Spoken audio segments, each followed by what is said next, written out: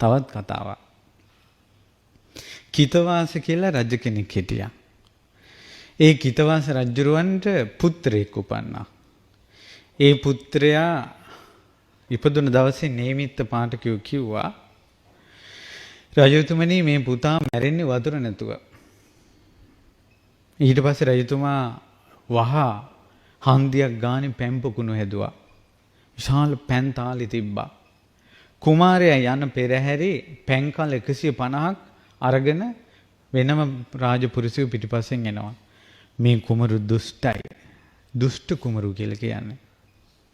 මොහු රාජ වීදිය යනකොට සියලු දෙනා හිස පහත් කරගෙන ගෞරව කරනවා. දවසක් ඇතා පිට මොහු තනියෙන් යද්දී පසේ බුදුරජාණන් වහන්සේ නමක් පින්න පාතේ වැඩලා. උන්වහන්සේ තවත් කෙනෙකුට හිස පහත් කරනවා කියලා එකක් නැහැ. අර කුමාරයාට තරහා ගියා. සියලු දෙනා හිස පහත් කරද්දී මේ ශ්‍රමණයා ඇයි මාහට හිස පහත් කරන්නේ නැත්තේ? ඇතා පිටින් බැස්සා. ඒ ශ්‍රමණය මොකද්ද උඹගේ අතේ තියෙන්නේ?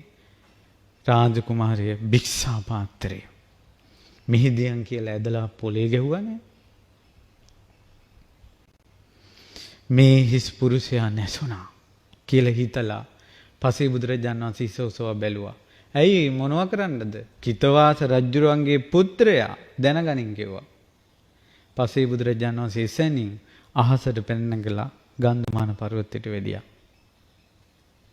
අර කුමාරයා ඇතා පිට නැංගා. බඩේ දෙවිල්ලක් වතුර පිපාසෙයි. වතුර දියල්ලා කිව්වා මුළු රාජ්‍යෙම පැම්පකුණු වල වතුර හිඳුණා. පාප කර්මය. සැලි 150ක පැන් හිඳුණා. දඟලලා ඇතා පිටින් වැටිලා මැරුණා. නිරේ ගියා. රජතුමාට පණිවිඩය ආවා පුදුම ආදරේ පුතාට. කිතවාස රජුරවන්ට පුතානේ මැරුණා කියලා වතුර නැතුව පපුව පිපුරන්ට වේදනාව ආවා දරු දුක. එසැනින් හිතුවා මේ දුක මට එන්නේ දරුවාට තියෙන බැඳීම නිසා නම් උපනෝපන් ජීවිතේ බැඳීමක් එපා. අත්හැර ගන්න බැරි බැඳීම් එපා. මෙයා නැතුව මට බෑ කියන බැඳීම් එපා. ඒ රජතුමා එතන ඉඳලා ඒ තමයි අපේ සාරිපුත්තයන් වහන්සේ එදා ඉඳලා නිවන් දකින මොහොත දක්වාම බැඳීමක් නැහැ කාටවත්. කොච්චර ශ්‍රේෂ්ඨද? ඔබ මේ සිවුරු සාංගික කොට පූජා කළේ අපේ මහා සාරිපුත්ත මහරහතන් වහන්සේගේ පරම්පරාවට. මේ සිවුරුවර උරුමකාර උත්තමයන් වහන්සේලා අපේ සාරිපුත්තයන් වහන්සේ, මොග්ගල්ලාන මහරහතන් වහන්සේ, මහා කස්සප මහරහතන් වහන්සේ. උන්වහන්සේලා තමයි මේ චීවරයේ බැබළුවේ.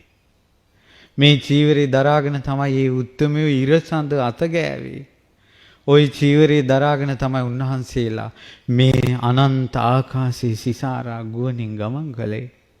ওই චීවරේ දරාගෙන තමයි ඒ උත්තමයන් වහන්සේලා මාරයාට තර්ජනය කළේ. ওই චීවරේ දරාගෙන තමයි ඒ උත්තමයන් වහන්සේලා තුන් ලෝකිත ශාස්ත්‍රු බුදුරජාණන් වහන්සේගේ සිරිපා සංගල වැන්දේ. මේ බුද්ධ ශාසනයේ ශාවක සංඝයා සාංගික කොට යමක් පිදුවොත් සාදු කියා ගරු කළොත් බුහුමන් කළොත් ඒ පින වචනයෙන් කියන්න බෑ. සාරිපුත්තයන් වහන්සේගේ සසරේ ගුණ කඳ දෙස බලන්න පුරුදු කරගත යුතු දහම් පදේ කුමක්ද? පව පිළිකුල් කරන්න. තරහ එන්න පුළුවන්. ඒ වුණාට ඇයි මේ තරහක් මට? මේ තරහ මට එපා. ඒ වුණාට පතන්නේ නොලැබෙන දේවල්. මොකද පතන්නේ? ලෙඩ වෙන්න එපා, මැරෙන්න එපා, කොරෝනා හැදෙන්න එපා. ඊළඟට මේක එපා කියලා පතනවා. දුක එපා කියලා පතනවා. දුක එපා කියලා පතන එක දුකක්. නමුත් ওই පැතිල්ලට එකතු කරගත්තොත් කෙලෙස් එපා. රාගයෙන් ගිනි ගන්නවා. මේ මහා වැදගත් මිනිස්සු රාගය ආවට පස්සේ නීච වෙලා වසල ක්‍රියා කරනවා. ඔවුන්ට සිහියක් ඉපදුනොත් මේ තුච්ච රාගය නිසා නේද මම මෙච්චර නීච උනේ, මේ රාගය මට එපා කියලා. ඒ සිටිවිල්ල එනවා වෙන්වත් නෙමෙයි කෙලෙස් නසන්න. දෙන්නේ පිරිසක් ඉන්නවා. බහින් බස් වීමක් වෙනවා. සුදුසු නෑ කියලා හිතෙනවා. පිළිකුල් කරනවා. තමන්ගේ හිතෙන්ම අකුසලී. අපි පිළිකුල් කරන්නේ උඹ එපා. උඹ නිසා මට තරහ ගියා උඹ එපා. නුඹ නිසා මට රාගය තුණා නුඹ මට ඕන. දැක්කද සිතවිල්ල කැරකිලා ගිය හැටි අනිත් පැත්තට. මිදෙන්නේ නැහැ සංසාරේ. ඒ නිසා අද කඩින මහා පිංකම කළ මොහොතේ ඔබට සිහි කරගන්න උගන්වපු දහම් පදේ තමයි හිතට කෙලෙස් එන්න පුළුවන්. ඒ කෙලෙස් එපා කියලා පව පිළිකුල් කරන්න. කෙලෙස් නැති වුණාට පස්සේ කෙලෙස් නිසා හටගන්න දුක නැති වෙනවා. ඒ නිසා මේ ඔබ කළ මහා පිංකම අපිත් අනුමෝදන් වෙනවා. ඔබත් බොහෝ පින් රැස් කරගත්තා. මේ පින් බලෙන් අපි කාටත් පව් පිළිකුල් කරන සත්පුරුෂ ගුණධර්ම සිත් වඩන ගෞතම බුදුසසුනේ පිහිට ලබන ශ්‍රාවක පිරිසක් වීමේ වාසනාව උදා වේවා.